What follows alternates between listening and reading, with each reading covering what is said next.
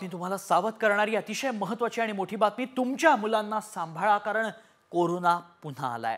होय, चीनमध्ये नव्या व्हायरसनं धुमाकूळ घातलाय आणि हा व्हायरस 6 ते 12 वर्षाच्या मुलांसाठी सर्वात घातक आहे।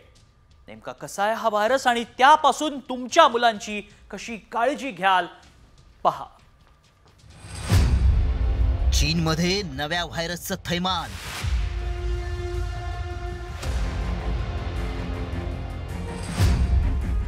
नव्या व्हायरसचा चिमुकल्यांना धोका।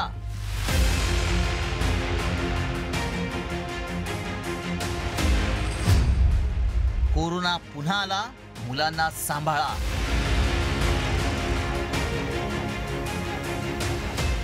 पालकांनो, तुम्ही तुमच्या मुलांना सांभाळा, कारण चीनमधून आलेल्या आणि जगभरात मृत्यूचं थैमान घालणाऱ्या कोरोनाला 5 वर्षही उलटली नाहीत, तोच आता पुन्हा एकदा चीनमध्ये HMPV या नव्या व्हायरसनं धुमाकूळ घातलाय। या विषाणूचा सर्वाधिक धोका लहान मुलांना असल्याचं समोर आलंय, त्यामुळे भारत सरकार अलर्ट मोडवर आलंय।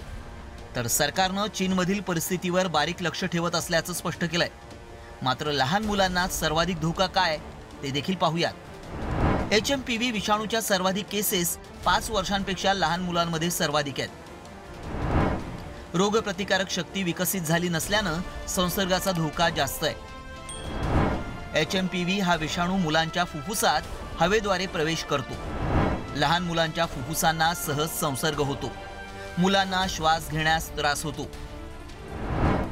दमा किंवा ब्रॉन्कायटिस सारख्या आजार असलेल्या मुलांना याचा सर्वाधिक धोका आहे।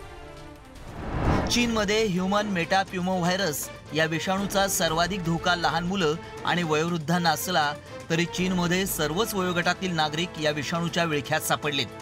मात्र HMPV या विषाणूचा संसर्ग नेमका कसा होतो ते देखील पाहूयात। खोकला, शिंका किंवा संक्रमित लोकांच्या संपर्कात आल्यानं संसर्ग होतो। संक्रमित लोकांनी वापरलेल्या वस्तूंमुळे संसर्ग होतो। संसर्गाचा कालावधी 3 ते 5 दिवसांचा असतो। मात्र या भयंकर विषाणूपासून बचाव करण्यासाठी नेमकी काय काळजी घ्यायला हवी ते देखील पाहूया। मास्क घाला, गर्दीच्या ठिकाणी जाणं टाळा, वारंवार हात स्वच्छ धुवा। रुग्णांची परिस्थिती गंभीर होत असताना चीन मात्र कोरोनाप्रमाणेच या विषाणूची माहिती लपवतोय, त्यामुळे जगाचं आणखीनच टेन्शन वाढलंय। चीन हा भारताचा शेजारी असल्यामुळे हा व्हायरस भारताच्या उंबरठ्यावर कधीही धडकण्याची शक्यता आहे, त्यामुळे पालकांनी आपल्या मुलांची अधिक काळजी घेण्याची गरज आहे। ब्युरो रिपोर्ट, साम टीव्ही न्यूज।